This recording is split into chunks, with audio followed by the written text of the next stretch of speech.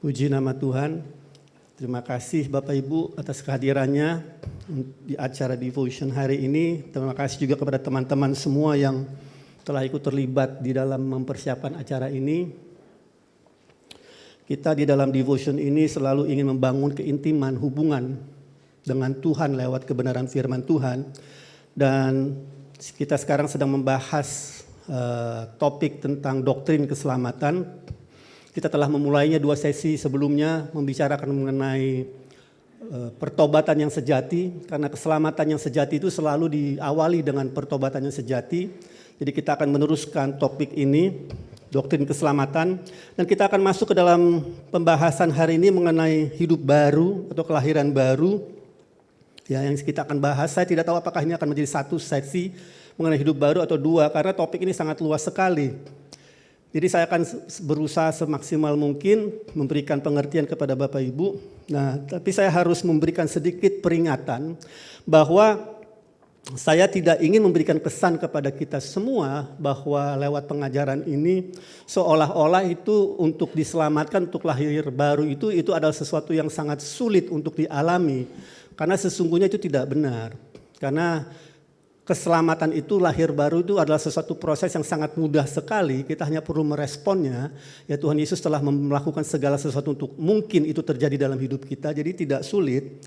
Ya. Dan juga saya tidak ingin Bapak Ibu memperoleh pemikiran seolah-olah Bapak Ibu ragu akan keselamatanmu. Bukan itu tujuan saya. Saya harus menjelaskan kebenaran ini bahwa di balik kemudahan semua itu, bahwa ada kebenaran-kebenaran rohani yang kita perlu pahami agar iman kita menjadi kokoh atas keselamatan kita, itu pertama. Kedua, agar kita dapat menuntun orang lain menerima keselamatan. Ya, jadi ini penting mengapa kita perlu membahas topik ini. Ya, jadi saya sudah memulai dengan topik tentang pertobatan sejati, dan kita telah membahas bahwa Tuhan di situ di salah satu ayat yang kita kutip adalah 2 Petrus 3 ayat 9, di mana di situ dikatakan bahwa Tuhan ingin setiap orang berbalik dan bertobat. Artinya Tuhan tidak ingin siapapun juga binasa. Jadi kalau ada manusia yang binasa, itu bukan kehendak Tuhan. Kalau ada orang yang mati, itu bukan kehendak Tuhan, karena Tuhan tidak menginginkan siapapun juga binasa. Ya, jadi ini perlu kita pahami, hal-hal fondasi seperti ini masih ada saja orang yang belum memahami. Jadi Tuhan tidak ingin siapapun juga mati.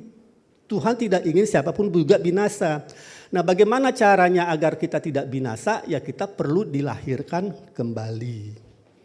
Ya, itu yang Tuhan ingin sampaikan kepada kita. Jadi kalau sekarang kita boleh buka Yohanes 3, di sini yang berbicara sendiri langsung mengenai kelahiran baru atau hidup yang baru adalah Tuhan Yesus sendiri. Jadi kita tidak perlu mereka-reka, ya. Kita hanya perlu menerimanya saja apa yang Tuhan sampaikan di sini. Ini pasal sangat luar biasa, saya anjurkan Bapak Ibu untuk membaca di rumah lagi, termasuk juga pasal 4, karena itu keduanya itu bicara mengenai kehidupan baru, keselamatan. Di sini pertemuan dengan Nikodemus, lalu di pasal 4 mengenai wanita Samaria. Nah, saya bacakan hanya 7 ayat saja yang saya akan bacakan. Yohanes 3 ayat 1 sampai dengan 7.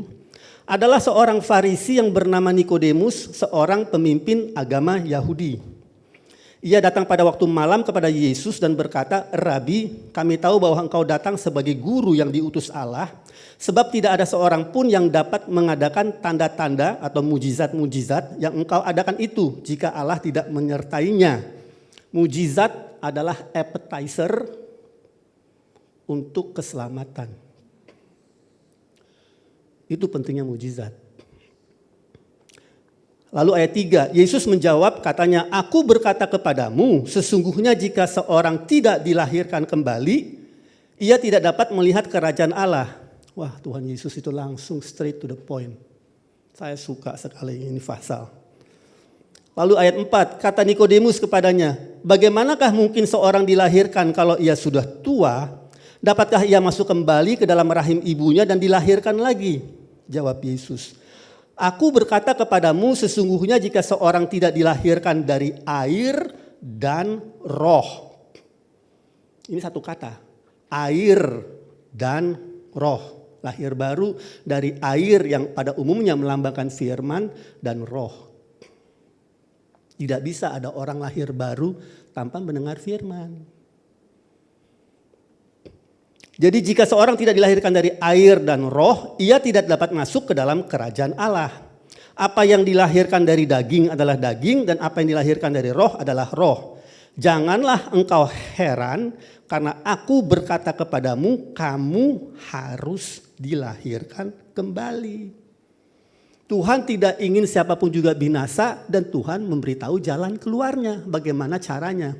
Engkau harus dilahirkan kembali. Pertemuan dengan Nikodemus ini kalau Bapak baca begini mungkin tidak tahu latar belakangnya, maknanya akan terlewatkan. Kenapa? Karena Nikodemus ini adalah pemimpin agama Yahudi. Agama Yahudi pada waktu itu adalah sama seperti agama Kristen sekarang ini.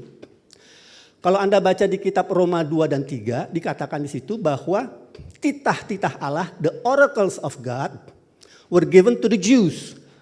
Titah-titah Tuhan diberikan kepada bangsa Yahudi.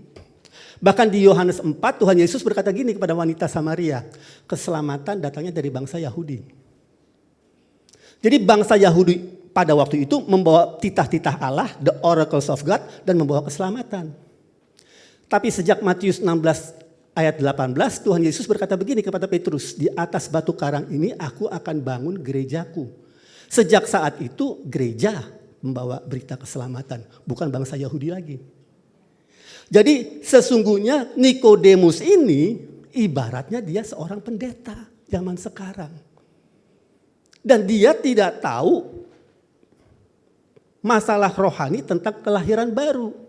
Maka itu kalau Bapak Ibu baca ke bawah, Tuhan Yesus berkata begini di ayat 10 karena dia kan bertanya terus Nikodemus. Tuhan Yesus berkata begini, engkau adalah pengajar Israel, atau dengan bahasa sekarangnya, kamu pendeta dari satu gereja, gembala satu gereja, dan engkau tidak tahu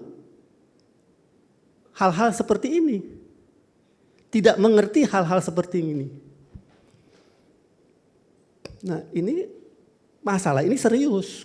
Kenapa? Karena di perjanjian lama ada ayat-ayat yang bicara mengenai kelahiran baru. Yeskiel 36 ayat 26, di kitab Yesaya ada beberapa ayat. Artinya dia sebagai seorang pemimpin agama tidak tahu. Ya Tuhan Yesus bukan menghakimi, menghukum dia. Tuhan Yesus heran, kok kamu gak tahu? Ya itu kasih, kepedulian. Nah jadi artinya mungkin Anda sekarang ingat apa yang saya sampaikan beberapa minggu yang lalu di sesi pertama kedua. Bahwa di salah satu survei dikatakan sekitar 60-70% orang yang hadir di satu ibadah kekristenan, gereja, KKR, whatever you name it, 60-70% belum lahir baru. Kenapa? Ya kalau pemimpinnya aja nggak tahu bagaimana jemaatnya. Maka itu perlu kita mengajarkan ini. Beberapa, saya lupa ini, setahun, 2 tahun, 3 tahun atau 4 tahun yang lalu di Colorado, Andrew secara rutin mengadakan Ministers Conference. Jadi conference untuk para hamba-hamba Tuhan. Umumnya ini bicara mengenai gembala-gembala yang diundang datang untuk mendengarkan Andrew dan instruktur-instruktur di Charis, di AWM memberikan pengajaran kepada mereka. Yang hadir ratusan. Banyak dari seluruh Amerika, kadang-kadang dari luar negeri juga datang. Jadi pada saat Andrew menyampaikan pesannya, di akhir pesannya setelah 1 jam, dia memberikan altar call. Orang kan bingung, altar call kepada hamba-hamba Tuhan, altar call untuk keselamatan. Dan yang lebih herannya lagi, ada orang yang datang merespon, menerima keselamatan lahir baru. Nah, saya kagum, karena ini adalah hamba-hamba Tuhan yang rendah hati. Dia sadar dia belum lahir baru walaupun dia sudah menggembalakan atau sudah melayani. Kita perlu hamba-hamba Tuhan seperti itu. Saya pun 5 tahun yang lalu pernah saya diundang di satu gereja, saya khotbah. Yang hadir cukup lumayan banyak, lebih dari 100 sampai 200 orang. Gerejanya cukup besar, karismatik, saya nggak bisa sebut karena cukup terkenal. Saya khotbah, saya sampaikan juga sama seperti Andrew, altar call. Yang saya kagetnya, tapi saya nggak tertawa karena saya mengagumi. Yang berdiri selain beberapa jemaat adalah istri dari Pak Gembala. Wah, saya angkat topi. Artinya dia rendah hati dan dia sadar dia belum lahir baru. Jadi apa yang terjadi pada Yohanes 3 itu masih terjadi sekarang Bapak Ibu. Kenapa saya perlu mengajarkan ini doktrin keselamatan? Karena masih banyak orang yang belum mengerti. Jangan tertuduh, justru ini tujuannya untuk membantu. Jadi adalah penting untuk kita membahas doktrin keselamatan ini. Nah, Alkitab katakan mengapa kita harus lahir baru. Kan kita harus sekarang masuk ke dalam poinnya. Jadi kita tidak lagi beralih-alih ke tempat lain. Kenapa kita harus lahir baru? Poinnya harus terus terang kita nyatakan. Karena banyak orang mungkin tidak tahu bahwa lahir baru itu harus dilakukan oleh setiap orang. Setiap orang yang lahir ke dunia ini perlu dilahirkan kembali. Kenapa? Karena setiap orang yang lahir ke dunia ini lahir dengan kodrat dosa. Daud katakan di Mazmur 51, di dalam dosa ibuku mengandung aku. In sin my mother conceived me. Jadi artinya setiap orang yang lahir ke dunia ini lahir dalam dosa. Jati dirinya berdosa.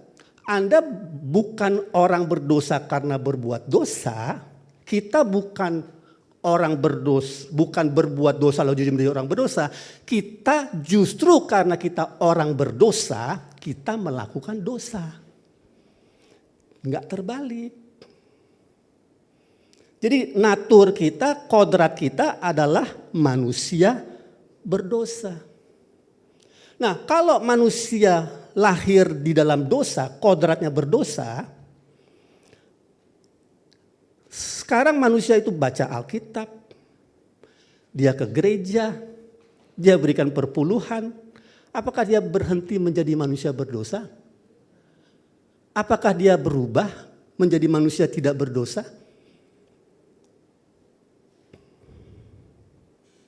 Bapak Ibu tahu jawabannya enggak? Tidak bisa. Kodrat manusia itu enggak bisa berubah dengan perbuatan. Dia harus lahir kembali. Sekarang saya kasih ilustrasi. Saya orang Indonesia, saya pergi ke Amerika. Sekarang saya tinggal di Amerika, saya berbahasa Inggris Amerika. Setiap hari saya makan steak, hamburger, minum milkshake. Saya pakai celana jeans, pakai sepatu boots.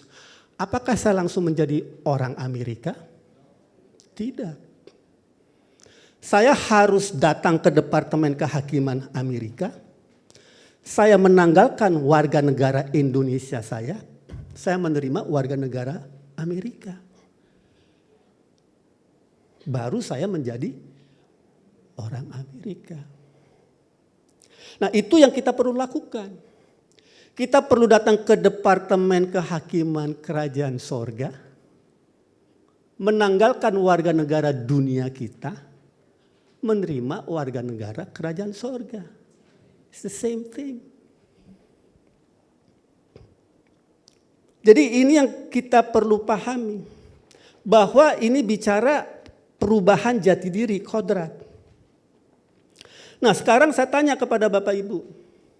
Kalau sekarang saya sudah menanggalkan kewarganegaraan Amerika saya tinggal di Amerika. Saya sudah diterima, saya punya KTP, paspor Amerika.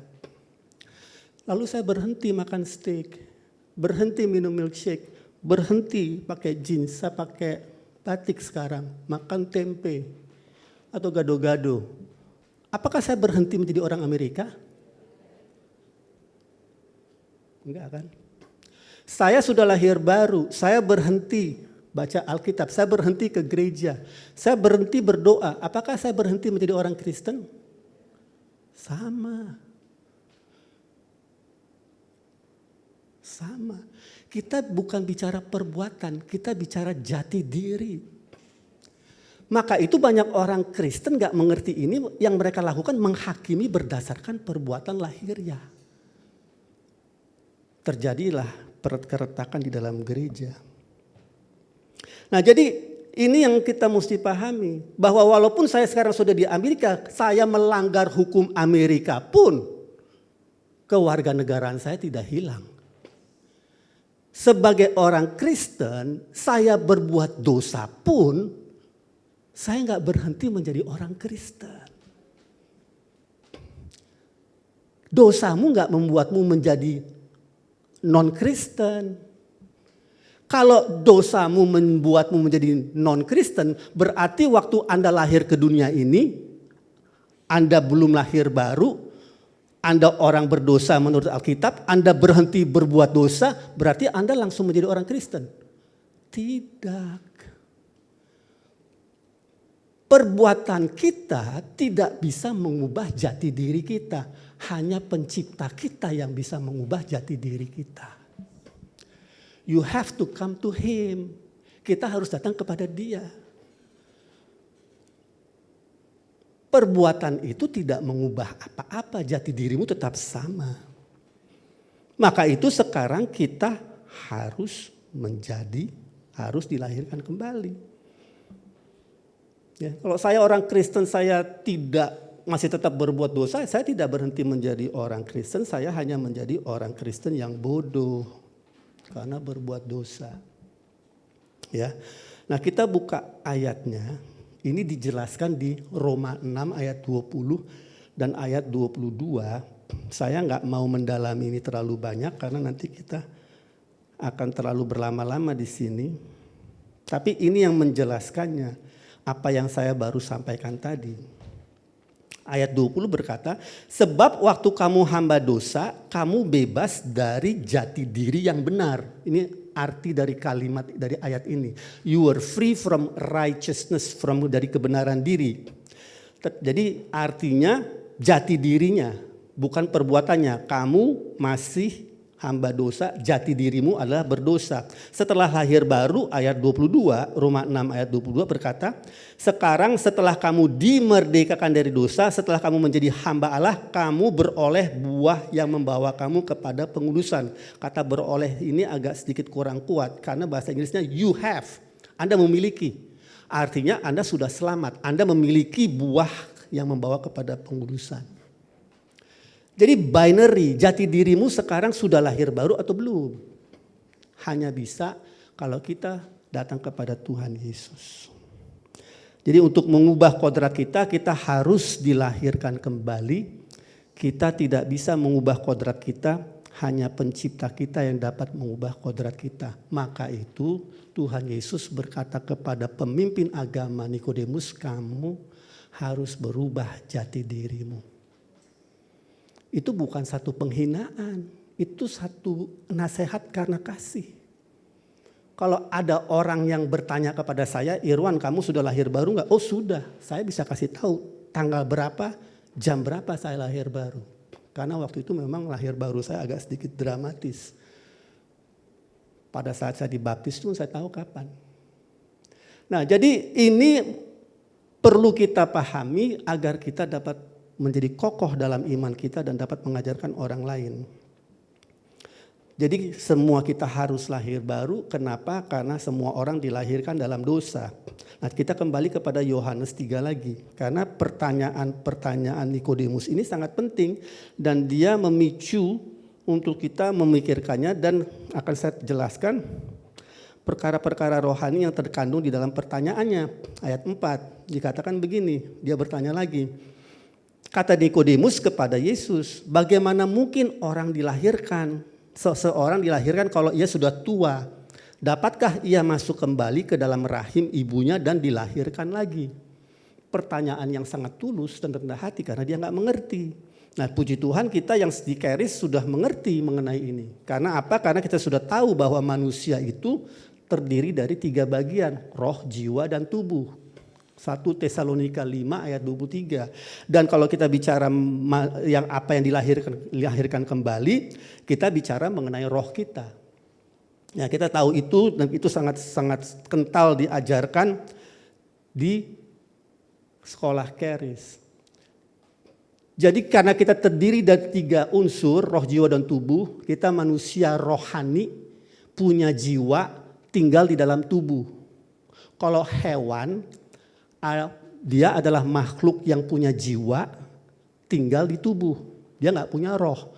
Pohon nggak punya roh, nggak punya jiwa, hanya punya tubuh. Kita manusia rohani punya jiwa, tinggal di dalam tubuh. Tubuh ini adalah pakaian jasmani kita di bumi. It's your earth suit. Pakaian ini Anda butuhkan untuk berada di bumi. Iblis nggak bisa ada di sini karena dia butuh tubuh. Dia nggak punya tubuh, maka itu dia cari manusia yang bisa dipakai. Ya, jadi kita yang dilahirkan kembali, lahir baru adalah roh kita. Dan keselamatan itu atau lahir baru itu prosesnya 3 tahapan. Pertama kita dilahirkan dulu roh kita, diselamatkan, lalu jiwa kita sedang diselamatkan, tubuh kita akan diselamatkan. Dimulai dari roh kita, sudah selamat, sekarang menurut Andrew itu sudah dibungkus oleh kuasa Roh Kudus. Lalu jiwa kita is being saved, sedang diselamatkan, Roma 12 ayat 2. Cara kita menyelamatkan jiwa kita adalah mengubah pola pikir kita agar sesuai dengan kebenaran firman Tuhan. Pada saatnya nanti saya akan melihat sebagaimana saya dilihat. Saya akan mengenal sebagaimana saya dikenal. Jiwa kita diselamatkan. Tubuh kita akan nanti diselamatkan pada saat kita terima tubuh yang baru. Tubuh kemuliaan, 1 Korintus 15. Tapi semua harganya sudah dibayar oleh Tuhan Yesus. Semuanya sudah selesai, hanya prosesnya aja sedang berjalan. Paham ya? Jadi 3 tahapan keselamatan ini kita perlu mengerti. Roh sudah diselamatkan, jiwa sedang diselamatkan, tubuh akan diselamatkan, harganya sudah lunas dibayar. You just have to live it, hidupi saja. Nanti semua kita akan alaminya. Dengan tuntunan Roh Kudus. Jadi pada waktu kita dilahirkan ke dunia ini, roh kita karena kita keturunan Adam, kita berdosa, roh kita terpisah dari Allah. Terpisah dari Allah itu bukan berarti saya nggak bisa bicara dengan Allah. Manusia di perjanjian lama nggak pernah lahir baru, masih bisa berbicara dengan Allah, bisa mendengar. Tetapi tidak punya persekutuan dengan Allah. Itu bedanya. Artinya tidak ada keintiman, tidak ada kesamaan persepsi, ya, tidak ada pembicaraan dari roh ke roh, tapi kita bisa mendengar. Sama seperti orang tua dengan anaknya kalau lagi ribut, anaknya berbuat dosa, tidak ada persekutuan, tapi ada hubungan. There is a relationship, tapi no intimacy, tidak ada persekutuan. Ya. Nah, jadi pada waktu kita dilahirkan kembali, kita menjadi satu roh dengan Kristus. Siapa yang menyatukan dirinya kepada Kristus menjadi satu roh dengan Dia. Sehingga sekarang kalau dulu kita di dalam Adam, keturunan Adam, sekarang kita di dalam Kristus, keturunan Kristus. Kita adalah keturunan Kristus. Kalau sudah lahir baru. Nah, nanti di mungkin sesi berikutnya saya akan jelaskan bagaimana cara kita menghidupinya. It's not automatic. Kalau nggak diajarkan bagaimana menjalani kehidupan yang baru, kita nggak bisa menjalaninya, nggak bisa menghidupinya. Kita mungkin tahu, oh ya saya terang garam dunia. How do you walk it out? Bagaimana menghidupinya? Anda tahu nggak? Saya juga nggak tahu dulunya, saya harus belajar. Dan Tuhan ingin kita tahu agar kita sungguh-sungguh menjadi terang dan garam. Bukan hanya dalam konsep, tapi dalam kenyataan. Paham ya? In reality, that's the difference. Ya, jadi sekarang kita menjadi satu roh dengan Kristus. 1 Korintus 6 ayat 17. Dan karena kita sekarang menjadi satu roh dengan Kristus, nah ini mungkin yang bagian paling mengagetkan. Roh kita nggak bisa berbuat dosa. 1 Yohanes 3 ayat 9. Coba kita baca. 1 Yohanes 3 ayat 9 berkata, setiap orang yang lahir dari Allah, yaitu roh kita, tidak berbuat dosa lagi. Sebab benih ilahi tetap ada di dalam dia dan dia tidak dapat berbuat dosa karena ia lahir dari Allah. Rohmu gak bisa berbuat dosa. Ini mudah diucapkan tapi sulit dicerna. Anda mesti merenungkannya di rumah dan minta tolong Tuhan menyingkapkannya. Maka itu dosa itu tidak bisa mengirim orang Kristen ke neraka. Apakah saya meremehkan dosa? Enggak Bapak Ibu. Saya meninggikan pengorbanan Yesus. Kalau dosa bisa mengirim kita ke neraka, berarti pengorbanan Yesus enggak sempurna. Berarti dia harus naik ke salib lagi. Ini ada dosa yang belum ditebus loh. Nggak bisa begitu. It's a done deal. It's done. Selesai, tuntas. Masalah dosa adalah masalah dirimu, bereskan masalah dosa. And Roma 6 ayat 14-16 berkata, kamu bisa mengatasi dosa. It's a matter of do you want to. Ini masalah dosa, mau apa tidak kamu atasi? Bisa. Bukan masalah perkara-perkara dengan yang nggak bisa ditangani, kamu bisa nangani sekarang. Karena rohmu tidak berbuat dosa. Jiwa dan tubuhmu, dosa tinggal di dalam tubuh. Dan iblis akan berusaha menghidupkannya sehingga jiwamu mempercayainya. Jadi sesungguhnya di dalam roh kita sempurna seperti Yesus. Ya mungkin kalau kita lihat di kaca, gue masih lihat si Irwan. But the spirit is Jesus. Maka itu ada ayat berkata dia tidak pernah meninggalkanmu maupun membiarkanmu karena dia terus ada di situ. Entah Anda mengakuinya, menyadarinya, it does not make the difference. Karena dia setia kepada firman-Nya. Bukan kepada saya, bukan kepada Anda. Dia setia kepada firman. Dia berkata, aku tidak pernah meninggalkanmu dan membiarkanmu. Aku akan setia kepada firman-Ku. Percayakan itu? Jadi it's up to us. Mau menghormati, mengakui dia dan bersyukur kepadanya apa tidak. Kalau kita mengatakan oh dia setia. Kalau setia kepada saya, oh bahaya. Karena saya nggak bisa begini-begini. Tapi kalau dia setia kepada firman-Nya, saya dapat mengandalkan dia. Amin. Itu bedanya. Nah jadi sekarang dosa tidak bisa mengirim kita ke neraka. Kalau begitu enak dong kita berdosa aja. Nggak bisa. Karena rohmu itu tidak bisa berbuat dosa. Itu yang dikatakan Roma 6 ayat 1 sampai 14. Paulus bilang begini, loh kamu gak tahu kamu sudah lahir baru. Rohmu itu gak bisa berbuat dosa.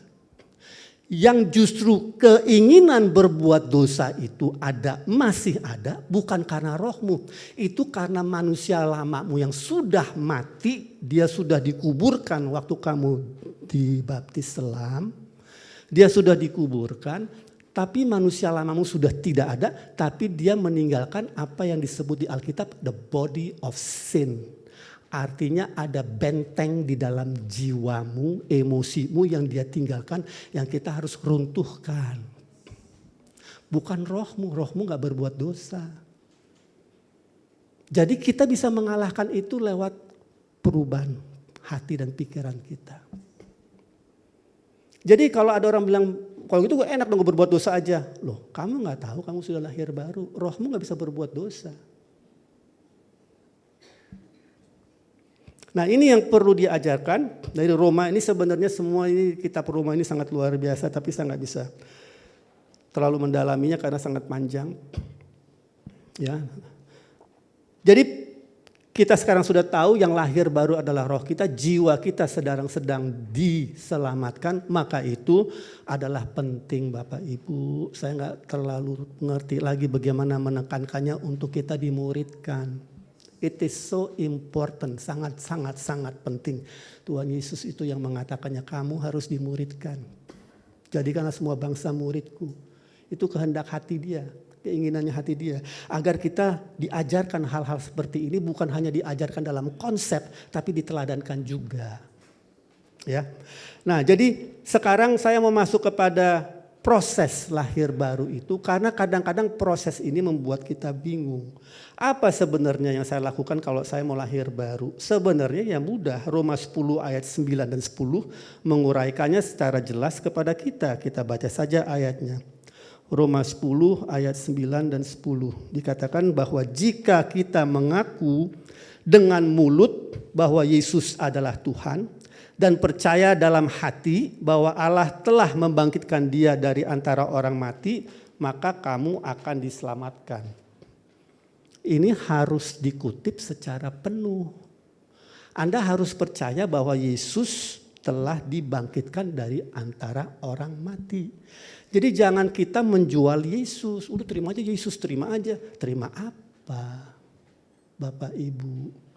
Ingat 60-70% orang yang hadir di gereja itu belum lahir baru. Anda mesti mendidik mereka dan menuntun mereka ke dalam keselamatan. Jelaskan kepada mereka. Percaya dalam hati dan mengaku dengan mulut. Percaya dalam hati apa? Bahwa Yesus adalah Tuhan. Kalau Yesus adalah Tuhan, kamu bukan lagi Tuhan atas hidupmu. Artinya kehendakmu itu sekarang harus tunduk kepada kehendak Tuhan Yesus. Bagaimana saya mau tahu kehendak Tuhan Yesus? Baca Alkitab. Nah jadi percaya dalam hati, mengaku dengan mulut, dan bahwa Yesus telah dibangkitkan dari kematian.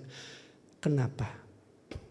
Kalau dia tidak bangkit, kita tidak bisa menjalani hidup yang baru. Sebenarnya orang lebih mengutamakan kematian Kristus dan melupakan yang lebih penting lagi kebangkitannya. Kalau dia tidak bangkit, selesai. Gak ada harapan bagi kita. Dia harus bangkit. Sehingga kita dapat menjalani hidup yang baru. Itu dijelaskan di Roma 6. Ya, jadi kita hanya dengan percaya saja kita lahir baru. Itu yang dikatakan di Efesus 2 ayat 8 dan juga di Roma 3 ayat 28. Sebab oleh anugerah kamu diselamatkan melalui iman, itu bukan hasil usahamu tetapi pemberian Allah. Jadi it is a gift, karunia, ya, diberikan keselamatan hanya dengan percaya kita diubah jati diri kita. Tetapi Bapak Ibu, memang keselamatan diselamatkan oleh iman saja, by faith alone. Tetapi iman yang menyelamatkan tidak bekerja sendiri. Itu yang dibicarakan oleh Yakobus 2 ayat 17. Orang bingung, ya iman saja, iman saja. Iman tanpa perbuatan adalah mati. Perbuatan apa? Perbuatan yang di Yakobus sama perbuatan yang di Roma berbeda. Yang di Roma katakan kamu tidak bisa berusaha melakukan perbuatan-perbuatan untuk menyelamatkan dirimu. Hanya iman saja. Itu yang di Roma. Yakobus bilang kalau kita sudah selamat, tunjukin dong mana perbuatanmu. Ada buktinya. Jadi di sini Roma tanpa perbuatan hanya percaya saja kepada Yesus dan apa yang telah dia raih lakukan untuk kita. Kita lahir baru. Setelah selamat ada perbuatan-perbuatan iman. Jadi ini dua hal yang berbeda antara di Roma sama dan di Yakobus.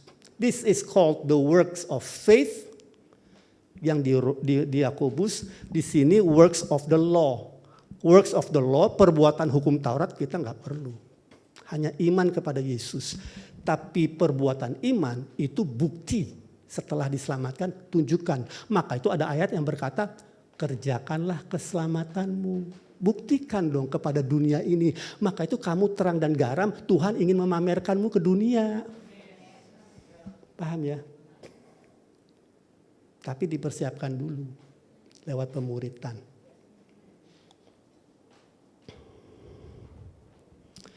Jadi antara Yakobus sama Roma tidak ada pertentangan. Kita harus melihatnya dari perspektif yang lebih tinggi lagi. Jadi proses daripada lahir baru, keselamatan itu, kalau kita mundur ke belakang adalah penyesalan, pertobatan,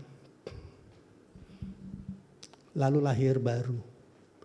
Habis lahir baru, baru baptisan. Setelah baptisan, baru baptisan Roh Kudus. Baptisan air, baru baptisan Roh Kudus. Kita tidak boleh membaptis orang yang belum lahir baru. Saya ulang. Kita tidak boleh membaptis air orang yang belum lahir baru. Ya bagaimana saya tahu sudah lahir baru atau belum? Ya tanya. Kalau dia nggak yakin, tuntun dia dalam doa untuk lahir baru dulu. Baru baptis dia ke dalam air. Coba buka ayatnya. Markus 16 ayat 16.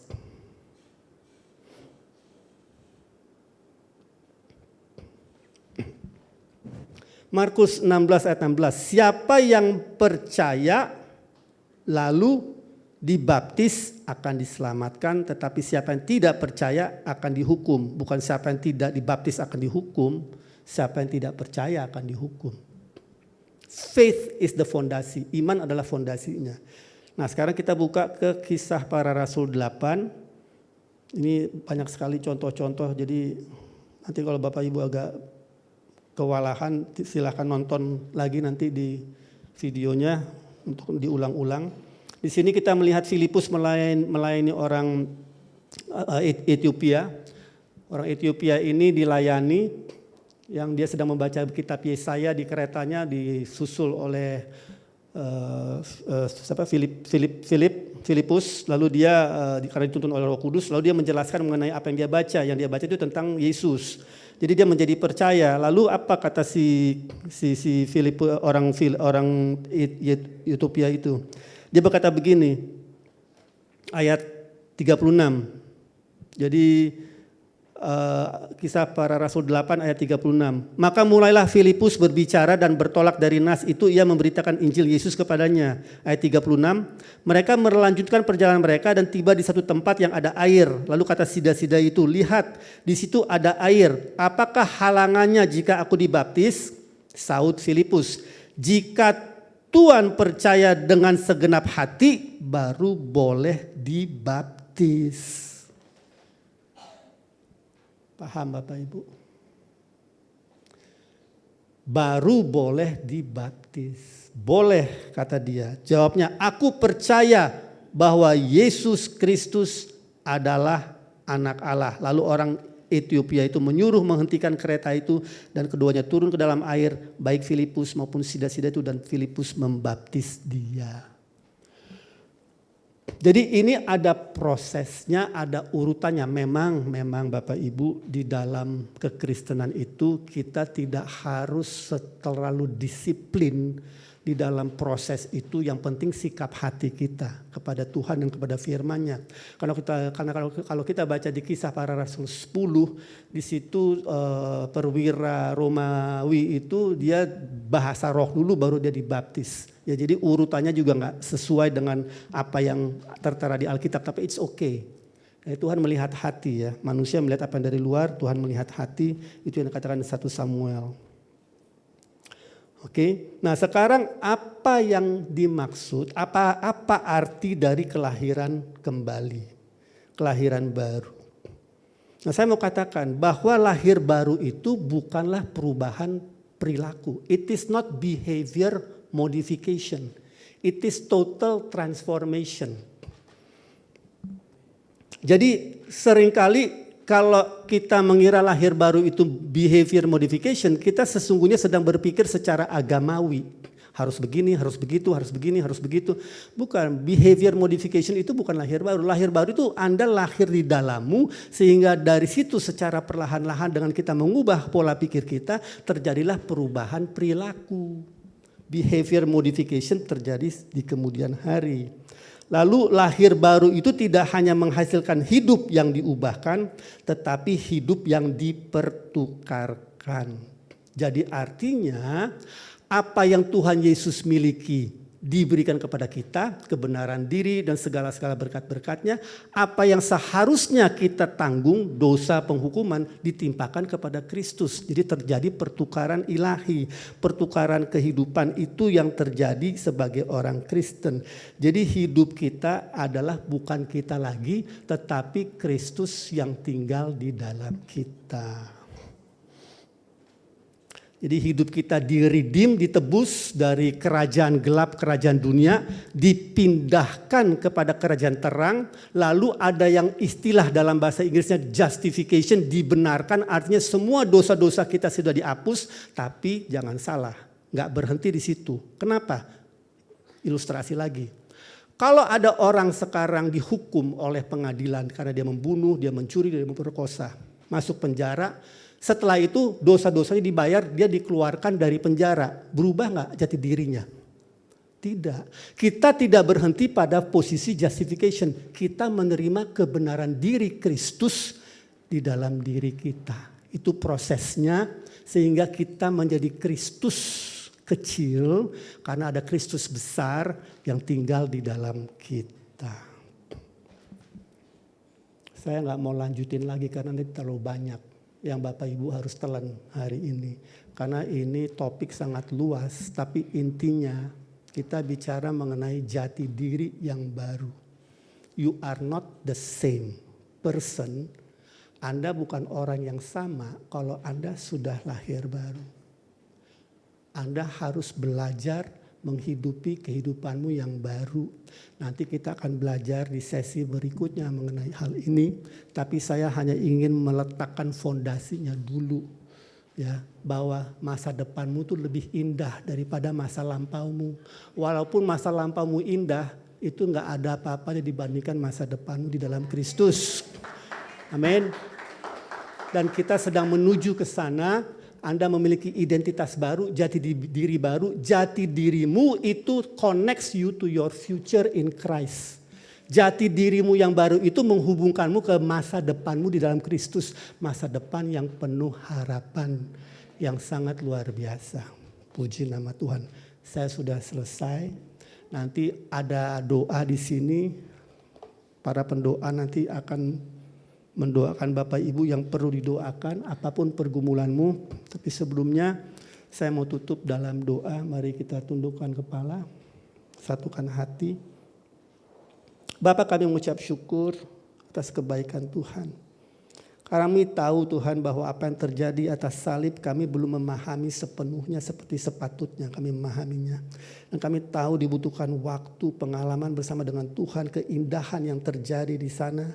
Yang Kau lakukan untuk kami karena kasih-Mu yang begitu luar biasa.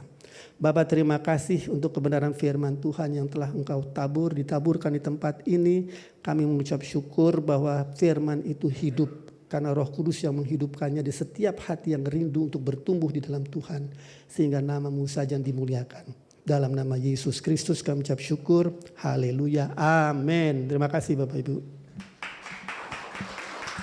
Terima kasih Pak Irwan untuk firman yang telah disampaikan hari ini. Saya bagikan apa yang saya dapat, saya highlight. Setiap manusia itu perlu dilahirkan kembali. Perlu lahir baru. Jadi ketika kita lahir baru, kita ganti identitas. Ganti KTP, ganti kartu keluarga. Kalau dulu kita keturunan Adam, sekarang kita keturunan Kristus. Amin ya. Kami informasikan juga bahwa semua seri khotbah yang ada di Charis Devotion, Bapak Ibu bisa menonton ulang di YouTube channel AWM Charis Indonesia. Pada kesempatan ini kami juga mengucapkan terima kasih untuk seluruh partner yang sudah mendukung pelayanan Andrew Wommack Ministries Indonesia dan juga Charis Bible College Jakarta. Bagi Bapak Ibu yang rindu untuk memberkati pelayanan Charis Devotion, Bapak Ibu bisa transfer ke nomor rekening yang tertera di layar dengan memberikan keterangan Charis Devotion. Saya bacakan satu ayat bagi kita, terambil dari 2 Korintus 9 ayat 7 sampai 8. Hendaklah masing-masing memberikan menurut kerelaan hatinya, jangan dengan sedih hati atau karena paksaan. Sebab Allah mengasihi orang yang memberi dengan sukacita Dan Allah sanggup melimpahkan segala kasih karunia kepada kamu, supaya kamu senantiasa berkecukupan di dalam segala sesuatu dan malah berkelebihan di dalam pelbagai kebajikan. Ini satu ayat yang memerdekakan buat saya. Mungkin kadang kita bertanya, seberapa besar sih kita harus memberi? Ukurannya apa sih untuk kita memberi? Nah, ayat ini memerdekakan saya karena ayat ini bilang, kalau kita memberi dengan rela hati dan sukacita, itu ukuran yang kita punya. Dan kita juga bersyukur kita punya Allah yang melimpahkan anugerahnya. Dia gak cuman cukupkan kebutuhan kita. Dia kasih kelimpahan, kelebihan untuk kita bisa memberkati. Amin. Kami informasikan juga bahwa Charis akan mengadakan Charis Healing di 2 minggu mendatang di tanggal 30 Oktober di jam 10.30. Bagi Bapak Ibu yang ingin hadir secara onsite, Bapak Ibu bisa ikut mendaftar di link yang nanti akan disediakan. Terima kasih untuk kehadiran Bapak Ibu. Charis Devotion telah selesai, Tuhan Yesus memberkati. You want me